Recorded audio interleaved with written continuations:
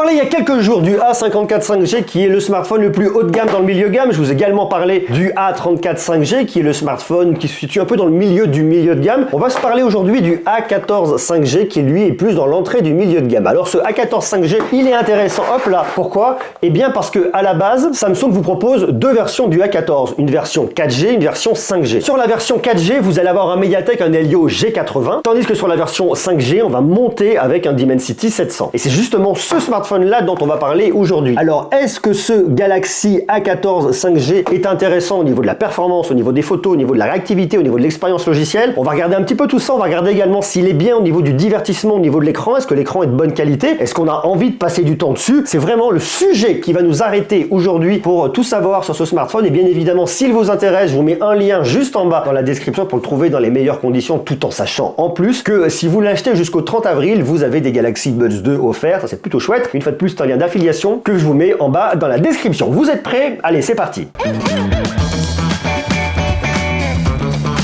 Ces trois nouveaux smartphones se ressemblent énormément. Ils ont tous les trois le design qu'on va venir retrouver sur les Galaxy S23 cette année, avec cette caméra qui vient légèrement déborder un peu sur le côté. Ça, c'est assez joli parce que ça donne une vraie uniformisation au niveau de la gamme entre le A14, le A34 et le A54. Et bien évidemment, on se parle ici du A14 5G. Pour autant, même si ces trois smartphones se ressemblent, à l'intérieur, c'est vraiment totalement différent. Regardez, autant sur les deux autres smartphones, vous avez une dalle Super AMOLED, autant ici, vous êtes sur une dalle TFT. Et au-delà même de cette dalle TFT, on voit déjà que le design n'est pas le même. C'est-à-dire que vous avez ici une petite bulle en haut dans laquelle va être planquée votre caméra de selfie. Vous avez un grand menton. Les bords sont aussi assez larges. Donc c'est pas le smartphone qui aura les bordures les plus fines au monde. Pour autant, Samsung ici vient s'adresser aux primo-accédants, c'est-à-dire à un public plutôt jeune. Premier smartphone, probablement aux alentours de 13-14 ans. D'ailleurs, je sais pas si c'est votre cas, dites-le moi dans les commentaires. Il est néanmoins plutôt bien fabriqué. Alors un petit peu épais là sur le côté, mais la prise en main est pas mauvaise. C'est pas là où on va avoir la meilleure prise en main, attention. Mais néanmoins, le taf est fait. Alors, différence également par rapport aux deux autres modèles, vous avez le capteur d'empreinte digitale sur le côté. Vous posez votre doigt, ça déverrouille rapidement, donc ça c'est plutôt très bien. On le trouve très bien, il est pas mal positionné. Alors, si vous le prenez un peu sur le bas, peut-être qu'il est un petit peu haut, faut mieux le prendre comme ça pour venir le retrouver. Et ça fonctionne. Vous avez vos petits boutons de volume sur le haut, et après sur le reste du smartphone, pas grand chose, si ce n'est votre tiroir de carte SIM qui vient se trouver ici de l'autre côté. Alors, je vous en parlais de cette dalle TFT, je sais pas si ça vous parle. Eh bien, c'est une dalle qui n'est pas mal, mais qui n'est pas non plus la meilleure. Samsung est très connu pour ses dalles Super AMOLED, pour son AMOLED, son Dynamic AMOLED 2X. Là, on est vraiment dans le très haut de gamme. Dans l'entrée de gamme, ils ont conservé ici une dalle TFT. Alors, on se parle d'un grand écran, c'est du 6,6 pouces, ça c'est plutôt bien. Mais en termes de colorimétrie, je vais pas la trouver folle. Et vous n'avez pas grand chose à venir faire dessus après. C'est-à-dire que vous pouvez venir mettre un confort visuel, mais je trouve ça pas fou. Les couleurs sont pas très jolies, peut-être plus reposant, mais pas extrêmement jolies. Alors à ce moment-là, vous le mettez comme ça et vous venez vraiment le baisser. Je vais dire, hop là, juste ici, ça sera un petit peu moins blanc. Ça peut être intéressant pour vous, vous voyez. Vous venez le mettre là, hein, à peu près par ici au niveau de la température de couleur, ça vient le réchauffer un peu. Après vous avez le choix au niveau de la fluidité des mouvements, soit vous le laissez monter jusqu'en 90 Hz, soit vous le laissez en 60 Hz. Et là c'est de l'adaptatif, il va venir switcher automatiquement. Bon, c'est assez malin. La résolution est convenable, correcte, c'est du Full HD+,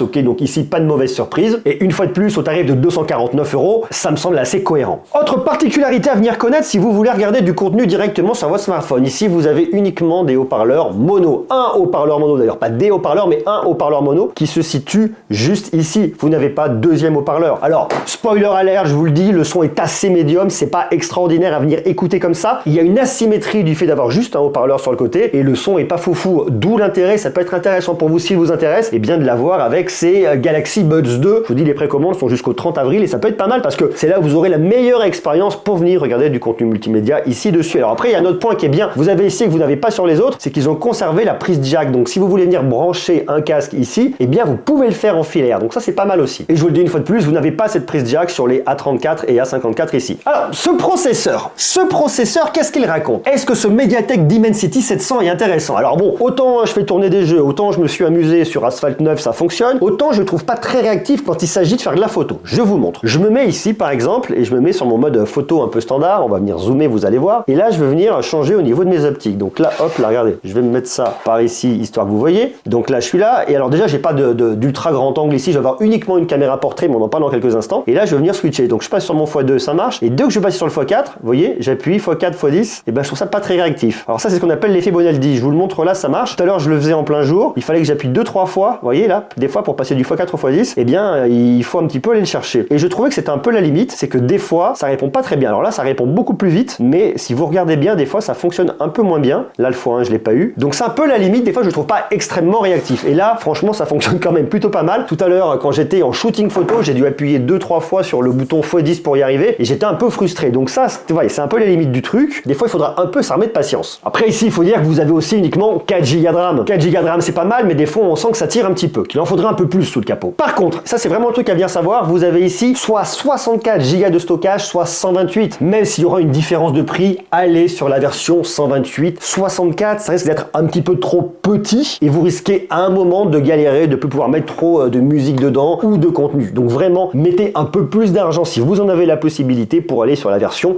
128. Tout en sachant que ici, dans tous les cas, il sera extensible jusqu'à 1 Tera de stockage. Moi, vous voyez, ici, j'ai une version 64 Go de stockage que m'a envoyé Samsung parce que oui, c'est un produit qui m'est prêté par Samsung. Alors, ce qu'on vient rechercher sur un smartphone dans l'entrée, dans le milieu de gamme, c'est l'autonomie, c'est une grosse batterie. Et ici, ils ont vraiment fait un truc bien, c'est-à-dire que quel que soit le produit que vous allez prendre dans cette gamme A de 2023, eh bien, vous aurez une grosse batterie de 5000 mAh. Et ça, c'est cool. Et alors, la différence ici que vous allez avoir avec celui-là par rapport aux autres, c'est qu'ici, vous n'allez pas avoir de la recharge 25 watts, vous aurez de la recharge uniquement 15 watts. Ce ne sera pas la charge la plus rapide pour venir recharger une très grosse batterie de 5000 mAh, donc il va falloir s'armer de patience si vous voulez venir recharger votre smartphone. Autre point de différence également qui est vraiment important à venir connaître, c'est que là où sur les deux autres smartphones, sur le A34 5G et le A54 5G, eh bien vous avez 4 ans de mise à jour Android et 5 ans de mise à jour sécurité, et bien sur ce A14 5G, vous avez 2 ans de mise à jour Android, donc Android 14, Android 15, pas plus, et 4 ans de mise à jour de sécurité. Ça, c'est pas mal. Et maintenant, l'autre point qui va venir vraiment nous intéresser, c'est que bien que vous ayez 3 capteurs ici, vous n'avez pas 3 caméras intéressantes. Loin de là. Vous avez une caméra grand angle de 50 mégapixels. Ok, on se dit c'est pas mal, mais maintenant, cette caméra grand angle de 50 mégapixels, elle a un inconvénient, c'est qu'elle n'a aucune stabilisation. Et si vous me prenez moi, par exemple, avec mon tremblement essentiel, bah, ça veut dire quoi? Ça veut dire que ça bouge. Ça bouge et ça bouge beaucoup. Je sais pas si vous allez bien vous en rendre compte là, mais lorsque je l'ai pris pour faire des photos, eh bien, il y a des moments, j'ai franchement galéré et c'est pas un truc que je vais venir vous recommander. Alors, autant sur la version 4G, eh bien, vous avez un ultra grand angle, autant sur la version 5G, vous avez une caméra portrait. Pourquoi une caméra portrait de 2 mégapixels? Et vous avez également une caméra macro de 2 mégapixels. Donc en réalité, vous avez juste un grand angle de 50 mégapixels qui va être intéressant. Et les deux autres, les 2 mégapixels, que ce soit portrait ou que ce soit macro, c'est pas ouf. Bon, et vous avez une caméra selfie ici de 13 mégapixels. Regardez-moi ça. C'est vraiment pas fou du tout. Je trouve ça même assez flou. Il n'y a pas de piqué. C'est pas terrible. Et globalement, pour sortir un truc de qualité et avoir de bons souvenirs, je trouve ça vraiment pas génial. Alors on peut venir se rapprocher jusqu'en x10, mais déjà le x2, vous voyez, j'ai presque l'impression que le x2 est mieux que le x1. C'est fou.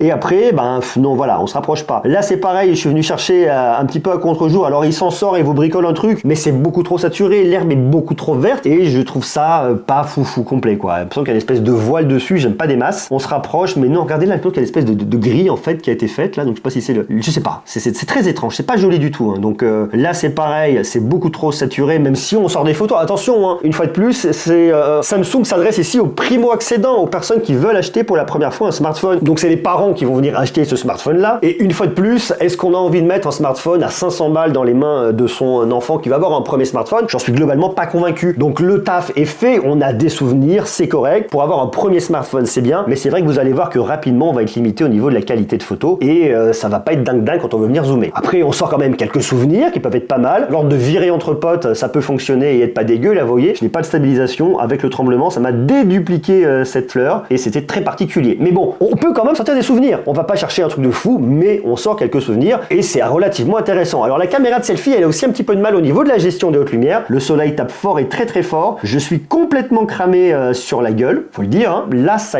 s'en est pas trop mal sorti. Là, ça a été à peu près. Mais attention aux hautes lumières. Là, vous voyez sur le haut, là, il a eu beaucoup de mal au niveau des hautes lumières. Et sur cette espèce de contre-jour, bon, voilà, il bricole un truc, mais on voit qu'il a un petit peu de mal. Alors la macro, une fois de plus, c'est pareil. On peut faire des petits souvenirs. Je ne suis pas de toute façon convaincu qu'en achetant ce smartphone, on fasse beaucoup beaucoup de photos au niveau de la macro, mais si vous souhaitez, vous pouvez le faire. Par contre, le mode portrait m'a assez surpris, vous voyez. Alors ici, l'éclairage est très maîtrisé, c'est exactement ici avec le même grand dôme que j'ai au-dessus, mais le rendu est globalement pas mauvais et je trouve ça plutôt bien. Alors, il galère par moment un petit peu à détourer dans certains endroits, mais dans l'absolu, le boulot n'est pas dégueulasse ici. Alors ici, ne me cherchez pas de certification IP quelque chose, ne me cherchez pas de verre Corning Gorilla quelque chose, il y en a pas. Samsung ici est vraiment venu faire de l'économie pour vous proposer un tarif bien positionné, donc ça c'est pas mal. Le petit truc, c'est qu'on sent vraiment le côté un petit peu plastique sous le doigt, on le sent un petit peu léger, on sent qu'à l'intérieur, vous voyez, on se dit tiens, il paraît un peu moins costaud que ce qu'on a, notamment si vous prenez le A34 qui paraîtra un peu plus costaud.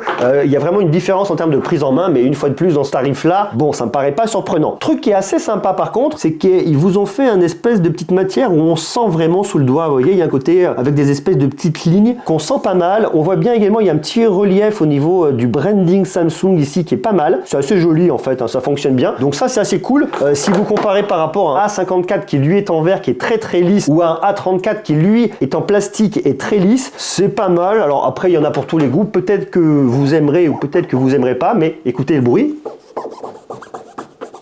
C'est une espèce de râpe à fromage pour votre doigt, mais ça peut être marrant, pourquoi pas pour enlever des peaux mortes. Allez savoir. Alors soyons clairs, le A14 5G n'est pas le smartphone qu'on va acheter sur un coup de cœur en se disant j'adore ce qu'il a dans le ventre, j'adore ce qu'il propose, je veux absolument un A14 5G. Et comme me disait quelqu'un qui bossait chez Wiko avant, c'est plus un smartphone qu'on va venir subir plutôt qu'on va venir acheter. Soyons clairs. Mais pour autant, pour quelqu'un qui veut acheter un premier smartphone et à qui on va acheter un premier smartphone, eh bien il est pas mal. Et le truc qui est intéressant surtout, c'est que vous êtes dans l'expérience Samsung avec One UI. Donc si vous vous intéressez à Samsung et si vous aimez l'écosystème, commencez à mettre un pied ici dans One UI, ça peut être pas mal. L'expérience logicielle elle est très claire, très lisible. Le taf est bien fait au niveau des icônes. Bref, je trouve ça bien fait. J'aime bien cette expérience One UI, je la trouve très cool, très sexy. Donc vous pouvez prendre vos repères ici, puis plus tard, peut-être quand il sera temps de changer de smartphone ou de monter en gamme, eh bien vous aurez déjà vos repères. Bon voilà, 6 points de détail. Ce A14 5G est disponible, je vous l'ai dit, à 249 €. Et puis n'oubliez pas, s'il vous intéresse, vous avez une offre de lancement qui va jusqu'au 30 avril 2023 avec des Galaxy Buds 2 offerts, ça c'est plutôt pas mal. Une fois de plus, je vous mets les liens juste en bas dans la description, allez jeter un œil, puis dites-moi ce que vous en pensez de ce smartphone. Il est correct, il est pas foufou, mais il fera le taf. Ça peut être un résumé. Correct, pas foufou, mais il fera le taf.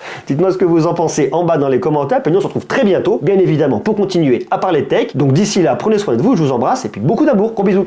Ciao.